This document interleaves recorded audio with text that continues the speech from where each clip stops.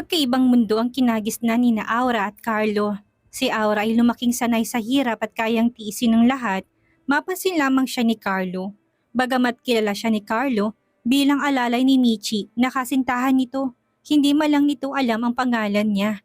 Nang dumating ang sandaling humingi si Carlo ng tulong sa kanya upang pasakitan si Michi, ay hindi na siya nag-atubili pa. Agad siyang pumayag dito.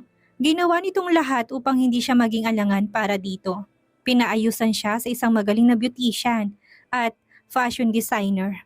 Pagkatapos noon ay lumabas ang angking niyang ganda. Hindi sinasadyang nahulog ang loob ni Carlos sa kanya sa panahon na lagi silang magkasama. Hanggang sa ipakilala siya nito sa mga magulang nito at marinig mula sa mga ito ang mga salitang, "Totoo palang napakaganda ng magiging daughter-in-law namin." Aura, hindi niya malaman kung anong unang dadamputin na marinig ang malakas at iritadong boses ng pinsang si Michi. Natataranta siya kapag nagkakasunod-sunod ang utos nito. "Ate, ano nga po yung kukunin ko?" Alanganing tanong niya nang pumasok sa silid nito. Taas ang kilay at nakasimangot ang magandang mukha nito. "Ano ka ba naman, Aura?" Gigil na sabi nito. Napakamot siya ng ulo. Inis itong napabuntong hininga. "Ang sabi ko, ihanda mo na yung kulay peach kong bestida at yun na lang ang isusuot ko." Peach na bestida. Ulit niya sa inaalalang isip ang damit na pinapahanda nito. "Bilisan mo't baka malate ako sa pictorial." Anito na humarap na sa salamin at nag-makeup. Walang kibong lumabas na siya ng silid upang hanapin ang naturang bestida. "Peach na bestida," aniya habang inisa-isang mga damit na nakahanger. Nabigla siyang may maalala. Mabilis siyang pumasok sa sariling silid. Gusto niyang mapapikit na makita ang peach na bestida, nakapatong niya sa plantsahan. Kagabi inasikaso niya mga damit ng pinsan at dahil antok na hindi niya sinasadyang masunog ng plantsa ang bestida, kinuha niyang bestida. Sunog ang gawing likuran noon. Paano niya sasabihin dito na nasunog niyang damit? Napaupo siya sa kama habang nag-iisip ng maidadahilan dito. Ngunit kaagad din siyang napatayo nang marinig ang malakas na boses nito. "Nasaan na?" Inis na tanong nito habang nakapamewang. "I will be late." Kasi..." Muli siyang napakamot sa ulo habang ang isang kamay na sa likod at hawak ang bestidang nasunog. "What?" Hindi niya malaman kung paano sasabihin dito ang nagawang kapalpakan. Manapa ay nakangiwing pinakita niya ritong sunog na bestida. "Aura!" Nalalaki ang mga matang kinuha nitong damit. "What did you do to my dress?" "Nasunog ng plancha." "Oh my God!" "Hindi ko naman sinasadya," paliwanag niya bagamat kinakabahan sa magiging reaksyon nito. Galit na idinuldol nito sa mukha niyang damit. "Estupida ka talaga! Kung hindi lang sa pakiusap ng nanay mo nung kang kukunin kitang alalay." Ate, ikuha mo na lang ako ng kahit na anong damit." Galit na utos nito. "Bilisan mo!" Mabilis siyang sumunod sa inuutos nito. Gusto niyang maiyak sa pangahamak na natamo mula sa pinsan pero alam naman niyang wala siya sa posisyon para magreklamo. May kalahating taon na rin siyang naninilbihan bilang personal na alalay nito. Isa itong commercial at ramp model. Pinsan ng nanay niya ang mommy nito. Bagamat makamag-anak sila, ay malaki ang pagkakaiba nilang dalawa. May kaya ang pamilya nito sa Santa Rosa. Negosyante ang daddy nito at siyang may-ari ng kiskisa ng bigas. Bukod pa sa malaking ektarya ng lupang pag-aari din ito. Samantalang ang tatay niya isa lamang trabahador sa kiskisan. Matanda lang ito ng 2 taon sa kanya at kahit halos sabay silang lumaki sa probinsya ay hindi sila makapagpalagayang loob. Iba ang mga kaibigan nito, yung mga anak din ng mga may kaya sa lugar nila. Siya naman ay mas madalas sa bahay at tumutulong sa nanay niya sa pagbabantay ng kanilang tindahan. Nang magdalaga ito ay lalong lumabas ang kagandahang taglay nito na naman nasa side ng daddy nito. Bukod pa sa sunod lahat ng luho sa katawan dahil nag-iisa lamang itong anak. Nang magkolehiyo ay sa Maynila ito nag-aral. Samantalang siya hanggang high school lamang. Gandang-ganda siya rito at kuminsan hindi niya maiwasang makadama ng konting inggit. Nang magdebut ito ay pinaghanda ng grande ng mga magulang. Naruroon din siya ngunit isa sa mga taga-silbit hindi bilang kamag-anak o panauhin. Nang madiscover ito bilang modelo ay lalo naging sikat sa lugar nila. Lahat ay humanga dito lalo nang lumabas sa telebisyon ang unang-unang commercial nito. Kapag umuwi ito sa Santa Rosa ay parang artista na pinagtitiginan. Ngunit ang sabi naman ng mga kaibigan niya ay may ibubuga rin naman siya sa pinsan niya. May taglay rin naman siyang ganda. Yun nga lang ay morena siya at hindi pala ayos dahil na rin sa hirap. At kaya lang siya nagkakaroon ng bagong damit kapag namimigay ng mga pinaglumaang damit ang mommy nito. Pangarap niya makapagpatuloy ng pag-aaral sa kolehiyo, ngunit alam niyang hindi na yun makakaya pa ng tatay niya. Lalo at may 3 nakababatang kapatid pa siya na nagsisipag-aral. Balak sana niyang kumuha ng exam sa mga universities para kahit man lang ay makakuha siya ng scholarship, pero hindi na yun natuloy dahil alam niyang mas makakatulong siya sa mga magulang kung makakapagtrabaho na siya kahit man lang katulong. Kaya nang minsang umuwi si Michi sa Santa Rosa ay nakiusap gitong nanay niya na kunin siya kahit alalay nito. Tamang-tama naman na naghahanap ito ng magiging alalay nito. Nang magbalik niya ito sa Maynila ay sinama na siya sa kondominium nito sa Makati. At mula nga noon ay siya na ang naging personal na alalay at katulong nito. Nakita niya kung gaano kaglamoroso ang mundong ginagalawan nito. Halos puro mayayaman at kilalang nakakasalamuha nito. Maging ang nobyo nito na si Giancarlo Jose, na isang arkitekto ay napakagwapo. Bukod pa sa galing din ito sa kilalang angkan. Crush niya si Carlo at kuminsan nangangarap siya na sana ay mapansin niya na isang tulad nito pero alam niyang imposible yon lalo na sa kalagayan niya sa buhay. Habang nakaupo sa isang sulok ay pinapanood niya ang pictorial ng pinsan sa loob ng studio. Nang makita niyang tapos na itong kunan ay dali-dali siyang lumapit dito at inabutan ito ng tissue. Ilagay mo na sa kotse ko yung gamit ko. Utos nito habang marahang dinadampi sa mukha ang tissue. Ate, uuwi na ba tayo? Tanong niya na nakatingin dito. Dadaan pa ako sa Marios at nandun si Carlo. Anito na kinuha ng handbag at nagpatiuna ng lumabas. Nakadama siya ng kasiyahan nang banggitin nito si Carlo habang nakangiti sa kawalan. Makikita na naman niya si Carlo. Makikita na naman niyang Prince Charming ng buhay niya. Tulad ng dati ay naiwan siya sa kotse habang naghihintay sa pagdating ng pinsan. Aabangan na lang niya paglabas nito sa restaurant kasamang super gwapo nitong boyfriend. Hindi pa man ay excited na siya, bagamat hindi naman siya gaanong pinapansin ng lalaki, ay sapat na sa kanya makita ito at kung minsan ay mangitian. Umayos siya ng pagkakaupo at ipinikit ang mga mata habang nangangarap na siya raw ang kadate na lalaki sa halip na si Michi.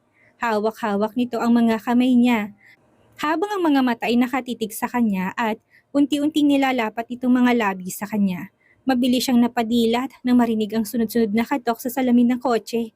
Agad niyang binuksan ang pinto ng kotse na makitang kunot ang noon ni Michi.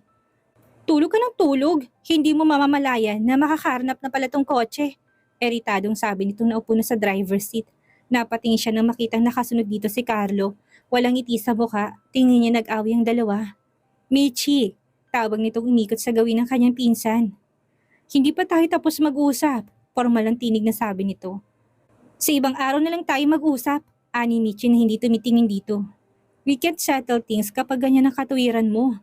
Yan ang masama sa'yo, you're too stubborn. Anito na bahagyang nakakunot ang noo. Nagmamasid lamang siya sa mga ito, kahit yata galit ito'y napakagwapo pa rin. Aura, ano ba? Ani Michi na nakagulantang sa kanya. Isara mo na yung pinto, utos nito at dali-dali niyang sinunod at mabilis na itong pinatakbo ang sasakyan. Napalingon na lang siya kay Carlo at pagkuway na patingin sa pinsan. Ano kayang pinag-away ng dalawa? Naisa loob niya. Hindi naman siya makapagtanong kay Michi dahil alam niyang wala siyang karapatang gawing iyon. Kung ayaw niya masigawan ito, hanggang makauwi sila sa kondo'y wala ito sa mood at kahit paano'y sanay na rin siya sa ugali nito. Kapag ganoong bad mood ito ay nakakakulong lang ito sa kwarto at ayaw pa istorbo. Nasa kusina siya at nagluluto ng hapunan nila nang marinig niya ang doorbell. Nagmamadali niyang tinungong pinto at sinilip kung sinong dumating. Gusto niyang kiligin ang makitang gwapong mukha ni Carlo. Si Michi, tanong nito nang buksan niyang pinto. May bahagyang ngiti sa mga labi nito habang hawak ang punpun ng bulaklak. Nasa kwarto siya. Ani ang hindi maiwasang makadama ng hiya sa kaharap dahil nakadastar lamang siya at nakasuot pa ng apron. Kay sarap isipin na kung dinadalaw nito ng mga bulaklak na dala nito'y para sa akin. Excuse me? Anito ng tila namamalikmata siya sa harap nito. Ha? Tila nagising siya sa pangarap. Sandali lang, tatawagin ko lang si Michi. Kandautan niyang sabi at mabilis na tumalikod dito, ngunit kaagad din siyang humarap. Pasok ka na muna. Alanganing sabi niya at binigyan nito ng daan. Thank you. Anito na muling umiti sa kanya. Lihim siyang kinilig sa ginawa nito. Narinig niyang malakas na tinig ni Michi na kumatok siya sa kwarto nito. Alam niyang magagalit to sa pang-iistorbo niya, ngunit sunod-sunod pa rin ginawa niyang pagkatok. Can't you see? I'm having a nap? Galit na sabi nito sa kanya nang bubukas to ng pinto. Hindi ba sabi ko sa'yo, ayokong maistorbo? Ate, may bisita po kasi kayo. Aniya na tumingin sa gawin ng sala kung saan naroroon si Carlo. Napakunot no itong sinundan ang tinitingnan niya. Nang makita kung sinong bisita nito'y kaagad na napalis ang pagkairita sa mukha nito at napalitan ng isang matamis na ngiti. Sinundan lang niya ito ng tingin habang papalapit kay Carlo. Nang iabot nitong dalang bulaklak ay kaagad na yumakap si Michi dito. Nakita niya ng halikan ng lalaki si Michi. Agad siyang nakaramdam ng inggit. Ano kayang pakaramdam ng makulong sa mga bisig at madampian ng mga labi nito? Nang bigla siyang magdilat, may naaamoy siya. Mabilis niyang tinakbo ang kusina. Bago siya tumalikod ay nakita niya parang nagtatakang napatingin sa kanya sina Michi at Carlo. Patay! Naisalob niya nang makita kung anong nangyari sa pork chop na pinapakuluan niya. Umuusok ng kawali dahil natuyuan na ito ng tubig at sunog na. What happened? Tanong ni Michi na sumunod pala sa kanya sa kusina. Nasunog. Aniya na napanguwi. Aura, puro nalang kapalpakan ang ginagawa mo. Gigil na sabi nito na nilapitan siya tinila sa buhok. Kung hindi damit kong susunugin mo, baka pati itong kondo. Aray, ate, sorry po. Napakatanga mo talaga. Hindi ko pa kasi hinaan nang lumabas ako ng kusina. Pangangatwiran niya. Kung puro kapalpakan lang ang gagawin mo, mainam pa na bumalik ka na lang ng Santa Rosa. Galit na sabi nito. Honey, hindi naman yata sinasadya ng tao. Ani Carol na sumunod na rin pala sa kusina. Lagi na lang hindi sinasadya. Puro ka-estupidahan ang pinapairal. Anito na nakapamewang pa.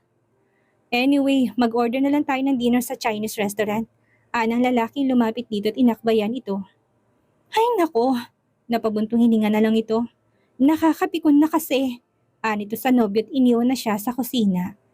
Mangiyak-ngiyak niyang iniligpit ang mga ginamit sa pagluluto. Sanay na siya na laging nakakagalitan at konting kibot ay nakasinghal kaagad ito sa kanya. Ngunit talaga namang napapahiya siya at nanliliit kapag napapagalitan ito sa harap ng ibang tao. Lalo na't sa harap ni Carlo.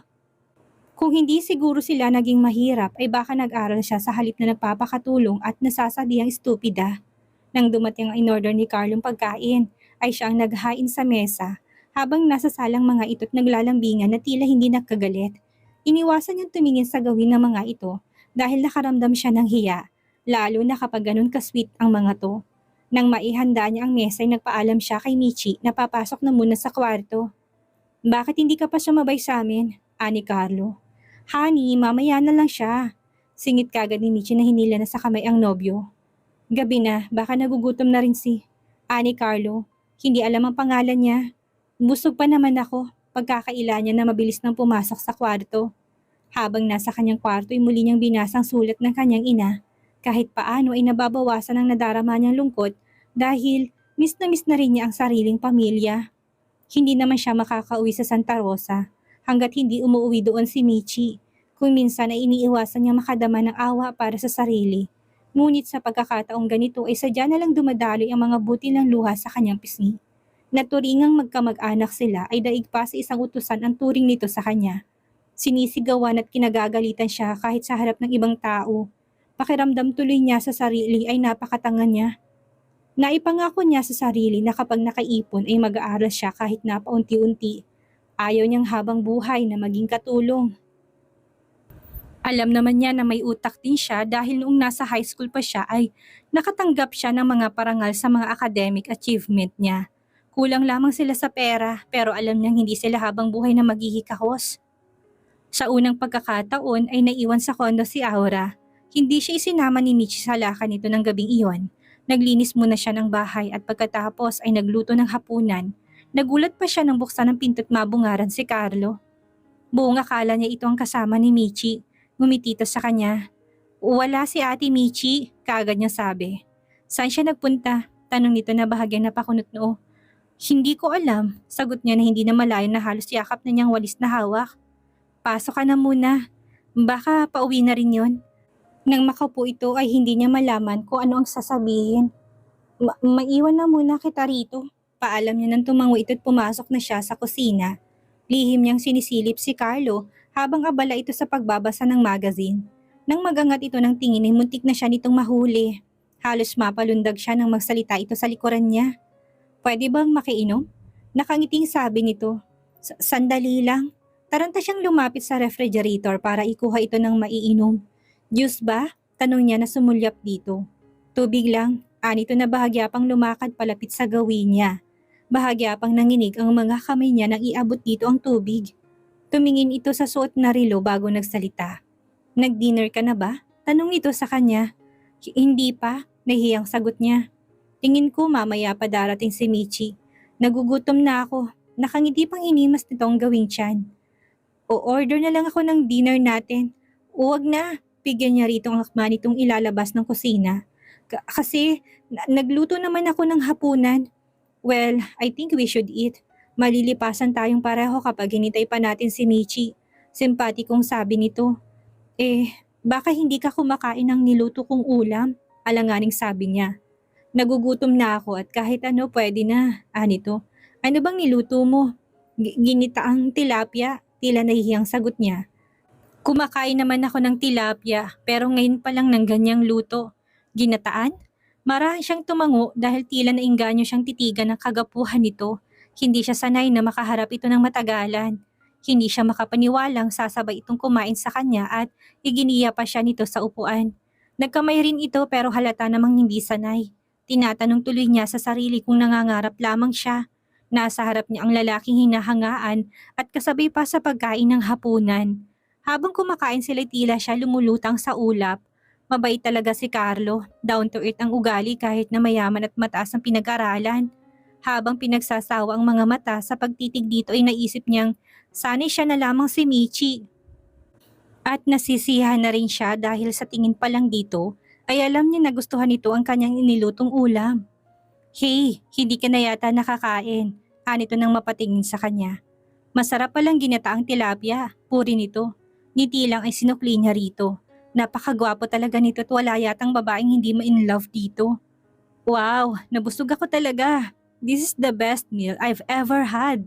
Masayang komento nitong tumayo na at nagugas ng kamay sa lababo. Inabutan niya ito ng pamunas ng kamay. Thanks, anito. Matagal-tagal ka na rin dito kay Michi pero hindi ko pa alam ang pangalan mo. Aura? Aura, nice name at masarap kang magluto. Muling puri nito. Salamat. May kasiyahang sabi niya nang biglang may magsalita sa pinto. Honey? Ani Michi na naroon na pala. Hindi mo sinabing pupunta ka rito ngayon. I just wanted to surprise you pero hindi ko alam na may lakad ka pala. Mabuti na lang at nandito si Aura. At sumulya pa ito sa kanya. Oh, I'm sorry Han. Biglaan lang. At lumapit itong naglalambing kay Carlo sabay yakap. Ngunit kaagad ding bumitaw at lumayo dito. What's that smell? Nakasimangot na tanong ni Michi. Natawa ng malakas si Carlo at muling bumalik sa lababo para magsabon ng kamay. Ginataang tilapia yun Han, anito. Nag-dinner na kami ni Aura dahil wala ka pa. Ginataang tilapia, Yumi nagkamay ka sa pagkain? Nalalaki ang mga matang sabi nito kay Carlo na tila hindi ito makapaniwala. Nakangiting tumango ang lalaki. Ano ka ba naman? Bakit yung inihanda mo kay Carlo? Baling ni Michi sa kanya. Honey, ang sarap nga ng kain ko. Singit ni Carlo na muling lumapit dito. Han, hindi ka naman sanay kumain ng mga ganong klaseng ulam, hindi ba? Anito kay Carlo. You should try, Han. Ani Carlo na ngumiti sa kanya. Superb! Sorry, Han, pero hindi ako kumakain ng ganyan. Maarting sabi nito na tila nandidiri pang sumulyap sa natirang ulam nila sa mesa. Anyway, saan ka ba galing? Pag-iiba ni Carlo sa usapan. Doon na tayo sa sala. Yaya nito sa nobyo na sumandig pa sa dibdib nito. Han, baka amoy tilapia ka pa rin. Pati ako mangangamoy. Pagbibiro nito. Natawa na lang si Carlo at kinabig to ng yakap. Sinundan na lamang niya ng tingin ng mga ito at binalik na lamang sa isipan ng sandaling sila lamang ni Carlo ang nandoon at magkasalong kumakain. Higit pa niya ikinaligaya na alam na ni Carlo ang pangalan niya at kapag sinasabi nitong kanyang pangalan ay tila musika sa kanyang pandinig. Tulad ng dati ay nasa loob ng kotse si Aura at naghihintay ng pagdating ni Michi mula sa pictorial. At pagkatapos ay may iba pa silang dadaanan. Kinuha niya sa bag ang dalang pocketbook. Hindi siya mahilig magbasa, kaya lamang niya yung dinadala ay nakaipit doon ng picture ni Carlo na kinuha lamang niya sa kwarto ni Michi. Sa gabi bago matulog ay para siyang sirang kinakausap yon. Kaya kahit saan nakapikit siya ay dala sa alalang itsura ni Carlo. Sa edad niyang 20 ay wala pa siyang nagiging nobyo. May nanliligaw naman sa kanya sa probinsya pero hindi niya yung pinapansin. Wala pa sa isip niya ang ma-in love. Pero nang makita niya noon si Carlo, alam niyang nakuha nitong kanyang atensyon. Kahit pa sabihin na masyadong mataas ang kanyang pangarap. Basta ang alam niya ay in love siya kay Giancarlo Jose. Lalo na't nalaman niyang mabait pala ito. Mabilis na itinagong picture na makitang paparating na si Michi. Nakasimangot ito nang pumasok sa kotse. Maganda ka ng mga damit ko. Nito nang tumatakbo ng kotse. Uuwi tayo bukas sa Santa Rosa. Talaga ate? Masaya niyang sabi na kagad na alalang pamilya. Ilang buwan na rin na hindi siya nakakauwi sa kanila at hindi pa man excited na siya. Oo, pero isang araw lang tayo. Nito na walang ngiti sa mga labi. Kung minsan ay nagtataka siya rito, tila napakadamot nito sa ngiti kapag ibibigay sa kanya. Samantalang sa trabaho nito'y palagi tumingiti sa mga labi. Marahil ay napapagod na lang ito sa kakangiti kaya pagdating sa kanya ay wala na itong ganang ngumiti. Kamusta ka na anak? Maluhaluhang niyakap siya ng kanyang ina nang puntahan siya nito sa bahay ni Michi. Pinatawag na lang niya ito sa isang kakilala dahil bili ni Michi ay baka anytime ay umalis din sila. Mabuti naman po, Nay. Si tatay at mga kapatid ko, kamusta naman? Natatanggap niyo po ba yung pinapadala kong pera? Tanong niya na pinigil lang ang pagluha. Mabuti naman kami anak. Salamat nga pala sa padala mo't nakabili rin ng sapatos ang mga kapatid mo. Anang nanay niya. Basta sumweldo ako ipapadalhan ko kayo kaagad. Hindi ka ba nahihirapan sa Maynila? Hindi naman Nay, mabait naman si Ate Michi at saka palagi nga akong kasama sa mga lakad niya. Pagsisinungaling niya. Ayaw na niyang sabihin pa dito ang pagsusungit sa kanya nito. Kaya nga kahit paano ipalagay kami ng tatay mo. Dumukot siya sa bulsa ng pantalong suot at kinuha doon ang perang na itatabi pa niya. Ibinigay yun sa ina. Baka naman wala ka ng panggasto sa Maynila anak. Para talaga sa inyo yan Nay. Nakangiting sabi niya. Nang makaalis ang kanyang ina ay saka lang siya pumasok sa malaking bahay. Dahil baka hinahanap na siya ni Michi. Napatigil siya nang marinig na nag-uusap pa rin sa sala si Michi at ang mga magulang nito. Akala ko ba'y ayaw kang payagan ni Carlo na pumunta sa Paris? Tanong ng daddy nito. Yan ngang madalas naming pag-awayan, nito. Gusto niya ay magpakasal na kami pero I'm only 22 at sayang naman ang career ko. Kung akong tatanungin ay good catch na yung si Carlo. Galing sa mayamang angkan at may pinag-aralan. Anang mami nito. Well, magpapakasal naman ako sa kanya but not now, mommy. Hindi ko mapapalagpas ang Paris. Pumirma ka na ba ng contract? Tanong muli ng daddy nito. Yes, at hindi yun alam ni Carlo. Baka pagawayan niyo yan iha. Nasa tinig ng mami nitong pag-aalala. Nagkibit-balikat lang ito. I'm sure maintindihan din yun ni Carlo. And besides, 6 months lang naman ang contract na pinirmahan ko. Pagbalik ko, we can get married. Magpapakasal na pala si Michi at Carlo. Naisa loob niya nang marinig ang usapan sa sala. Hindi niya maintindihan kung bakit kailangang makadama siya ng kirot sa dibdib. Maghapon lang sila sa Santa Rosa ay kaagad din nagyaya si Michi na bumalik sa Maynila. Matapos makipag-usap sa mga magulang nito, kadarating pa lang nila ng sunduin ni Carlo si Michi. Naipa siya niya magpahinga ng maaga ng gabing iyon. Total ay may sarili naman itong susit, hindi na siya maghihintay upang pagbuksan ito ng pinto. Natitiyak niyang gagabihin ito dahil kasama si Carlo. Maghahating gabi na nang maalimpungatan siya. Nakadama siya ng uhaw kaya naisipan niyang tumayo't lumabas ng kwarto para lamang matigilan. Nasa sala si Michi, hindi ito nag-iisa. Malamlam ang ilaw na tumatanglaw sa sala ngunit kitang-kita niya na magkayakap na katawan habang magkahinang ang mga labit halos nakahiga na sa sofa. Tila na estatwa siya sa nakita at kaagad na nakadama ng hiya nang biglang maghiwalay sa pagkakayakap si Michi at si Carlo. Bakit gising ka pa? Inis na sita sa kanya ni Michi na tila walang pakialam kahit na nakabukas ang harapan ng blusang suot nito. Pupunta lang ako sa kusina ate. Ani ang iniiwas ang mga mata sa mga ito. Halos takbuhin na niyang gawing kusina. Nakadalawang baso na siya ng tubig. Pakaramdam niya na tuyuan siya ng lalamunan. Sanay na siyang maabutan sa ganong ka-intimate na senaryo ang dalawa. Hindi nakaligtas sa matalas ng tingin na halos subad ng mga damit na suot ng mga to. Hindi niya malaman kung paano siya babalik sa kwarto. Nahihiya siyang dumaan sa sala, lalo't naroon pa rin sina Michi at Carlo. Baka makaistorbo na naman siya. Nang sumilip siya sa wala ng tao kaya mabilis siyang bumalik sa sariling kwarto. Matagal na siyang nakahiga ngunit hindi pa rin dalawin ng antok, lalo't naiisip niyang nakita kanina. Sa isang bahagi ng kanyang isip ay nahihiling niya na sana ay siya na lamang ang yakap-yakap ni Carlo.